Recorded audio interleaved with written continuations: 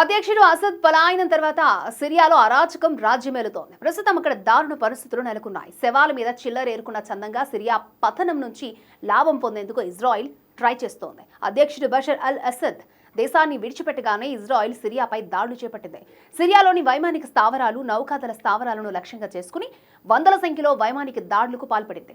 December 7వ తేదీ అర్ధరాత్రే Bashar ప్రభుత్వం ఇక నిలవలేదని నిర్ణయానికి వచ్చేసిన ఇజ్రాయిల్ సిరియాలోని వందల కొద్దీ వ్యూహాత్మక స్థావరాలను ధ్వంసం చేసేందుకు ప్రణాళికను సిద్ధం చేసుకుంది. తొలుత సిరియన్ ఎయిర్ ఫోర్స్ విమానాలు, తీర ప్రాంతంలో మోహరించిన క్షిపణులు, సబ్మెరైన్లు, నౌకలను ధ్వంసం చేయాలని ప్లాన్ చేసింది. డిసెంబర్ 10వ తేదీన దాదాపు 350 యుద్ధ విమానాలతో అనుకున్నట్లే 320 లక్ష్యాలపై విరుచుకుపడింది. మొదటి రోజే వాయుసేన, నేవీ ఆయుధాలను 80% దెబ్బతీస్తాయి.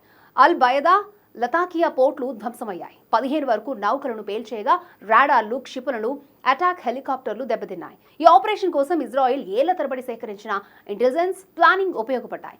1974 ఇజ్రాయిల్ సిరియా మధ్య జరిగిన లైన్ ఆఫ్ కంట్రోల్ ఒప్పందాన్ని ఉల్లంఘించి మరీ ఇజ్రాయేలీ దళాలు సిరియా భూభాగంలోకి చొచ్చుకుపోయాయి. రాజధాని డమాస్కస్ కు 20 కిలోమీటర్ల దూరం వరకు ట్యాంకులను తీసుకెళ్లాయి. ఆ దేశంలో చాలా భాగం మాజీ ఆల్ ఖైదా ఉగ్రవాది ఆధీనంలోకి వెళ్లడంతో సిరియాలోని ఆయుధాగారాలు, స్థానిక స్థావరాలు, వాయుసేన పరికరాలు, ఎయిర్పోర్ట్ల లక్ష్యంగా బాంబు దాడులు చేస్తోంది.